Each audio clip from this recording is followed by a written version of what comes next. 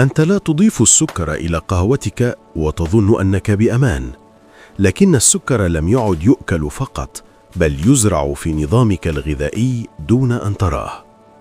التوصيات الصحية تنصح بألا يتجاوز استهلاك السكر المضاف 25 إلى 50 جراما يومياً كحد أقصى، لكن في الواقع كثير من الناس يستهلكون ما بين 70 و100 جرام يومياً، ليس من الحلوى فقط، بل من الأطعمة اليومية. السكر لا يظهر دائماً باسمه الصريح، قد تجده مكتوباً على شكل جلوكوز، سكروز، فركتوز، مالتوز، ديكستروز، شراب الذرة عالي الفركتوز، سكر القصب أو عصير فواكه مركز.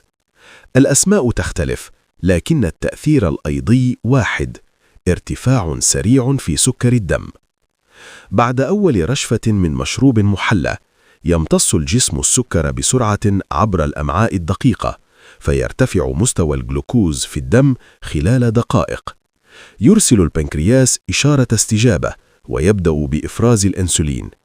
الأنسولين يعمل كمفتاح يسمح بدخول السكر إلى الخلايا، لكن عندما يتكرر هذا الارتفاع يومياً، تبدأ الخلايا بفقدان حساسيتها للأنسولين، فيحتاج الجسم إلى إفراز كميات أكبر لتحقيق نفس النتيجة.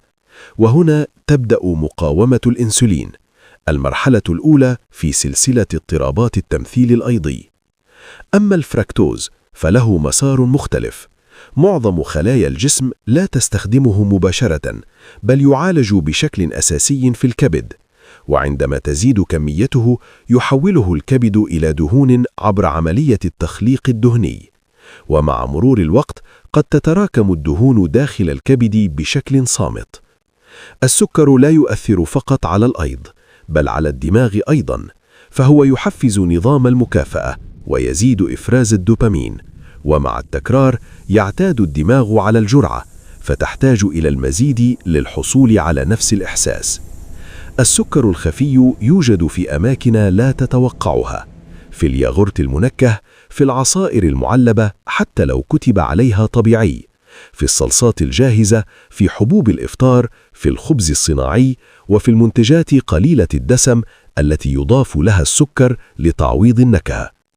أحياناً يحتوي المنتج الواحد على 2 أو 3 من السكريات في نفس قائمة المكونات.